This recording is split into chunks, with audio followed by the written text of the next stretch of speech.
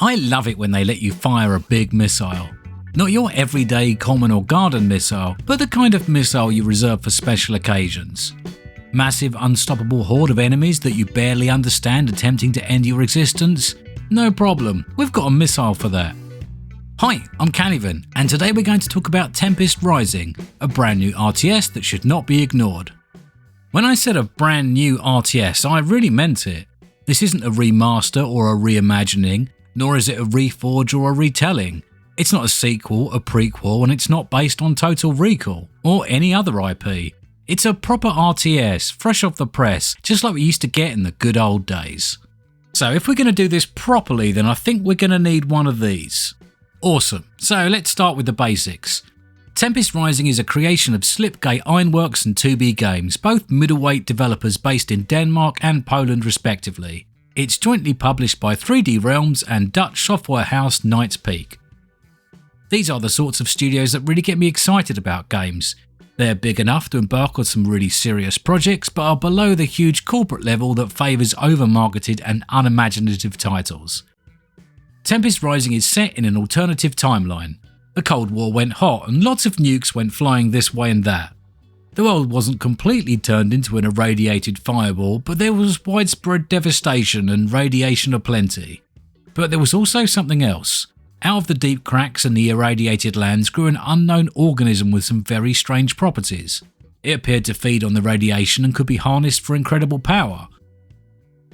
The campaign tells the story of the Global Defense Forces and the Tempest Dynasty as they uncover the secrets of this new source of power, vie for its control and struggle to react to new and unexpected threats.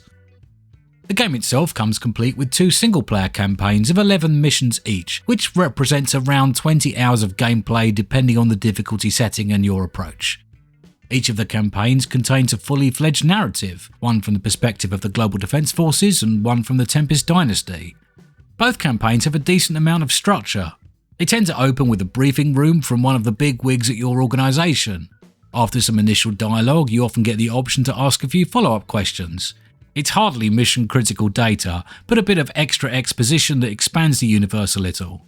Rather than using pre-rendered CGI, these appear to be rendered in real time. This means that you can ask your follow-up questions in whatever order you want, or you can just skip them entirely if you'd rather play than talk. The game leaves that up to you.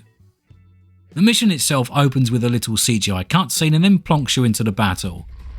Command uplink initializing. Please stand by.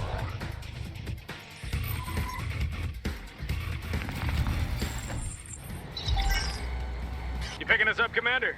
Entering zone. Here you find a good bit of variety. Another game does introduce buildings and units gradually as you progress. It's not too stingy, and by the time you're 2 or 3 missions in, you've got a nice selection of toys. I was very pleased it took a very show don't tell approach and pretty much just lets you get on with it. There are hints you can click on if you need a bit more help, but you won't have to sit through an especially boring 15-minute tutorial mission before you can really get stuck in. Pretty much all of the missions have a decent amount of depth and variety, not just between them but also within them. They have lots of different stages with several primary and secondary objectives with plenty of opportunities for attack, defense and often both simultaneously. Many RTS campaigns feel the need to create missions based on controlling a single character or a tiny squad, but thankfully Tempest Rising has mostly resisted that temptation. It's not totally devoid of it, but it instead blends a little bit of that sort of gameplay into a larger mission. So just when you start to get to the point where you really wish you had a base, it tends to give you one. As far as the objectives themselves goes, it's pretty much everything you would imagine from these sorts of games. Build things, destroy things, protect things, escort things, repair this and capture that. One of the strongest parts of the mission design is it leaves the method mostly up to you. Build a big army and face it head on, or use some sort of skullduggery to circumvent the problem. There are plenty of tools at your disposal, and I found myself experimenting with different combinations of regular forces, as well as some of the specialists, and then mixing in combat drops, airstrikes, mines, artillery and stealth attacks. As far as the other mechanics go, well, it's an RTS. You build resource collection buildings, production buildings and tech and support structures. You use all of that to raise an army and then use that army to crush. Access to certain units and abilities is gated behind various tech paths, but these are pretty uncomplicated and generally just require the construction or upgrading of a building or two. Mechanically, it's quite interesting, and there's a great deal of difference between both of the factions, not just in terms of units, but in also terms of supporting abilities and construction and upgrades. I don't want to go into too much detail as far as the individual mechanics go. There's quite a lot of them and a lot of interactions, and I think it would take a very long time. But let's just go over a few of them and the differences between the factions to give you a little bit of an idea. GDF constructs buildings by selecting them from the build menu and then clicking the template on the game area. A placeholder is inserted and a progress bar rolls along until construction is completed. This allows them to queue up multiple buildings, although with a single construction yard only one can be in progress at any one time.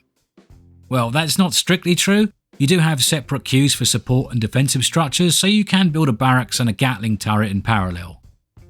On the Dynasty side, you select the structure from the menu and then a little progress wheel goes around until it's complete. You then click to place the structure and it's instantly built. You lose the ability to queue up multiple buildings, but you do have the option to preload a building for when you might need to start work on a remote base or get a quick turret up. Resource collection also differs. The Dynasty use their vehicle factory to construct a rig, which you send towards a Tempest patch and deploy, and then 4 little drones come out and start fetching the Tempest. These drones are automatically replenished if they're destroyed, and you can pack up the rig and move it to a new location if required. GDF builds a static refinery instead that comes with a single harvesting unit, but they can build additional harvesting units from the vehicle bay at a reduced cost. Each faction also has a completely different set of complementary mechanics. GDF attempts to mark targets and provide area comms bonuses to increase damage output, and generate a secondary resource called Intel that is used for some abilities and special units. The Dynasty have none of this, but instead have their own set of interactions, including overloading power plants to improve production, the implementation of different battle plans, and stacking debuffs that other units can take advantage of. On top of that, each faction has its own set of specialists. You can only have a single specialist at any one time, but they gel particularly well with certain styles of play and are the linchpin of various force mixes. The absolute basics of gameplay are the same, but the two factions have different soldiers, different vehicles, different buildings, and a whole different method of putting everything together to get the most out of it. Although GDF has to generate intel, there is only one proper resource to worry about, and that is credits. There is no separate tech resource, no iron, no gold, and no wood. You harvest Tempest and you get credits, and your buildings, vehicles, and upgrades cost credits. Efficient resource gathering is vital for high performance, but it's not overly complicated, and economy management is more of a case of protecting your efforts and then expanding when the raw materials start to run low. One of the things that helps is it uses an as-needed resource system. Initiating a construction order doesn't immediately deduct the full balance from your funds, but instead you sort of pay a deposit and then credits are spent gradually as construction takes place. This allows you to make large production queues even if you're almost broke, and then production will gradually continue as and when funds are available. Once you've completed the campaign and are looking for a bit more to do, you'll be happy to know it's got a skirmish mode, as well as multiplayer support in the format of custom games, auto-matching with both ranked and unranked play. There may be more game modes and campaigns in the future, but for now that's what you pay for and that's what you get. So I think that's enough to give you a basic understanding of Tempest Rising, so let's talk about where it shines and where it stumbles. We'll start with the problems. The first thing that jumped out at me was the lip syncing during the mission briefings, something that varies between a little off and very bad, depending on the particular character.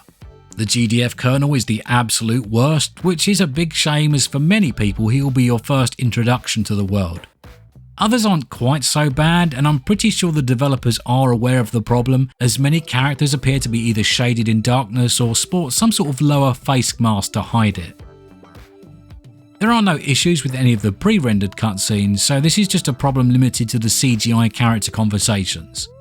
I'm guessing it's just one of those things they struggled to get right for the release date, and instead put their focus on areas that affected the gameplay itself. Probably a smarter way to use their time.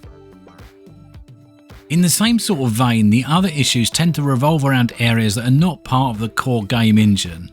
There isn't a map making tool, there isn't a replay facility, and there's no Steam Workshop support. These are all items that are pretty important when it comes to the longevity of a strategy game, so it's disappointing not to see them present in the initial release. I get the impression the developers are looking to expand the game further, so there is every chance we might see these sorts of things arrive in the future, but they do not presently exist, so it's only fair that I highlight that. This does limit the variety of the multiplayer. It only has a small map pool and it lacks a lot of customization, so if the game hopes to go the distance, it will need a little more work in these areas. On to more positive areas. It looks fantastic. Explosions are rich and satisfying, flame jets are bright, and there's a great feeling of impact as things connect. All of the missile trails, laser pulses and tracer ammo bring a lot of character to the battle, as do the little puffs of smoke caused by cannon fire. The vehicles and inventory are distinct, detailed and well animated. All of this is enhanced by the physics model that really brings them to life.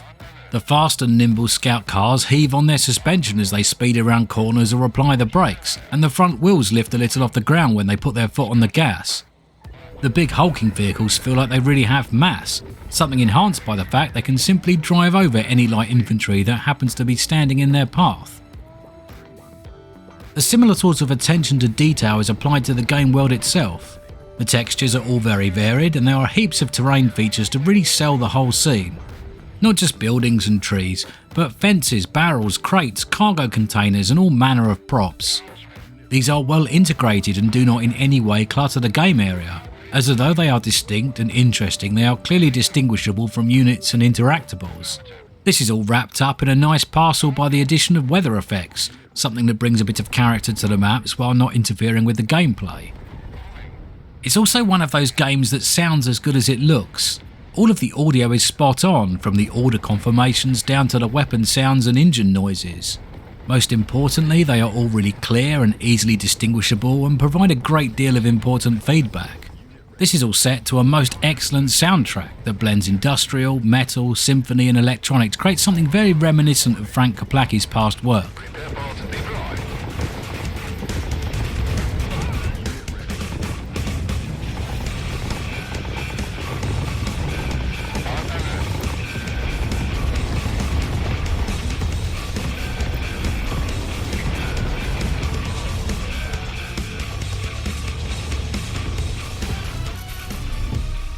He is credited for a few of the tracks, but it would be criminal to fail to highlight that the score is a collaborative effort between several very talented people who all deserve a lot of praise.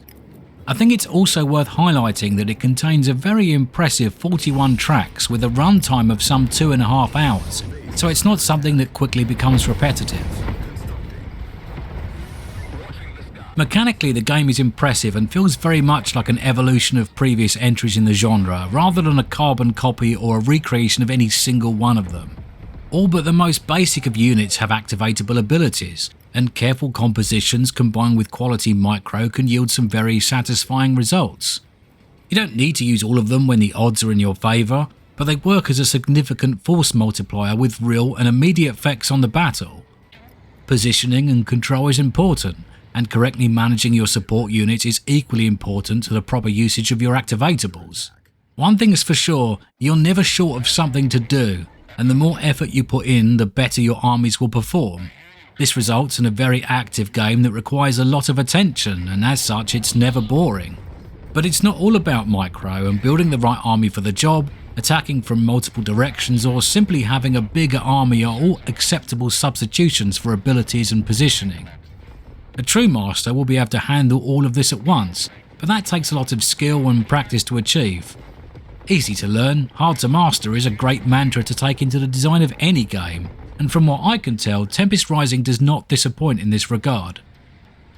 I thoroughly enjoyed the campaign. The story was wacky but interesting, and the missions were varied. The normal difficulty setting required me to properly pay attention in order to achieve victory. It wasn't too challenging, but it certainly required some effort, and as such the completion of each was met with satisfaction rather than relief. I did fail a few of the missions the first try and had to restart, but this was mostly down to me getting a bit complacent and assuming that the AI would be stupid when it in fact was not. It's really worth highlighting how competent the AI is, especially in the skirmish matches. It is fast and efficient, attacks the places that you aren't defending rather than the ones you are, and it retreats when it thinks it will lose a fight. It will not throw units away just for the sake of it, and it will try to move heavily damaged ones out of the firing line and get them repaired. It will vary its unit composition to tackle your own and frequently change the angle of attack. It took me 6 straight losses before I could beat the normal AI, and the 7th one I only won by the smallest of margins. The 5th one even made me a little bit angry, as just when I thought I had the better of it, a small but powerful force arrived at my base via a flank I completely neglected to scout, and made a beeline straight for my construction yard. I've not managed to beat the difficult AI yet. I'll get there, but the game is still new and I need a bit more practice. Thankfully, there are quite a few quality of life features to help me get there. My favourite of these is that you can hold down Alt while making an attack move, and all of the units you have selected will match their speed to that of the slowest unit. This means that your buggies won't race off ahead and get blown up, and your slow support vehicles and artillery won't be miles behind whenever the fight starts. And we did it! Mission accomplished! 15 minutes without mentioning Command and Conquer. I said to myself, if I'm going to make a video about Tempest Rising, then I need to do something a little different than everyone else who is doing the same. I didn't decide to do this just to be difficult. Some of us well-seasoned gamers tend to forget that Command & Conquer is very, very old. This was a series that arrived 3 decades ago, and one where we've not had a respectable sequel for at least 18 years. There are many strategy gamers who only recognise Command & Conquer as a retro title that existed way before they were old enough to own or operate a PC. And as such, injecting the direct comparison into every facet of a review might not be quite as useful as an approach as you would think. Those of you who remember Command & Conquer fondly will have immediately recognised the similarities from the footage I've had on in the background, and you won't need me to make those comparisons for you. Those of you who don't will not care. And that doesn't matter, because you don't need to care. The beauty of Tempest Rising is it's not just nostalgia fodder for those who loved Command & Conquer, it's an excellent game that stands tall based entirely on its own merits. That said, the influences are very clear, and the creators of Tempest Rising obviously have a deep respect and an appreciation for the Command & Conquer series. Rather than create a modern sequel or a remake, they instead made an original game that shares the lineage. I think this is a good thing, as for one reason or another I feel this particular style of RTS has all but died out. Fans of Command & Conquer will appreciate the familiarity of the basic gameplay, the hammy story set in an alternative timeline, as well as the soundtrack and the general presentation. Fans of other base-building real-time strategy games will appreciate the depth of the mechanics, the variety of units, and the modern and satisfying graphics, as well as the fact there's a brand new high-quality game on the market that isn't a remaster or a sequel of something they have played many times before. I think the thing that fans of older games will appreciate is that Tempest Rising is very reminiscent of a proper game like we used to get in the good old days. For one thing, it's very reasonably priced. $39.99 gets you everything. There is no Day Zero DLC, no microtransactions, and no extra content is gated behind a paywall. $40 gets you a complete game with 2 decent story campaigns and plenty of opportunities for skirmish and multiplayer. My absolute favourite thing about it is it provides a well-rounded and complete gaming experience. The campaigns are a lot of fun, but that doesn't mean that the skirmish mode is nothing more than an afterthought. And enough work has gone into the AI bots so they provide a decent challenge without having to rely on bonus resources or free units. Multiplayer exists and it's easy to get into a game, but it's pretty obvious that it wasn't the primary focus, and it doesn't appear to have a desperate desire to pander to pro players or to replace StarCraft. You don't have to play a certain number of games to unlock abilities, and it hasn't wasted development time in a complicated system of unit skins and portrait decorations. I really enjoyed Tempest Rising, and although it certainly captured the essence of Command & Conquer, that's not the reason for my affection. I find myself drawn to it because it reminds me of a simpler time. It's one of those games that's really fun to play, and you continue to play it not because of daily tasks, monthly missions, or a complex system of progression and unlocks, but because playing it is fun. The developers have a high level of pride and confidence in their own product, and because of that they didn't feel the need to gamify the very act of engaging with it. You load up the game and jump into a mission or a match because of the very simple reason that those things are inherently fun, and you like having fun. If you're a fan of base-building real-time strategy games, then I highly recommend Tempest Rising. It's not a flawless game, but it's very good and it's a whole lot of fun. My hope is that the game will perform well enough that we'll see more content in the future, and that it will be expanded to include some important features like a map editor and workshop support. Even if that never happens, it's certainly well worth the ticket price, and I think that if you like these sorts of things, then you should strongly consider making the investment. It's far more than a trip down nostalgia lane. It's a highly competent game with some original ideas and a decent amount of content, a most welcome entry into the genre, and one that I can't wait to continue playing. Good job, Commander. Unit ready.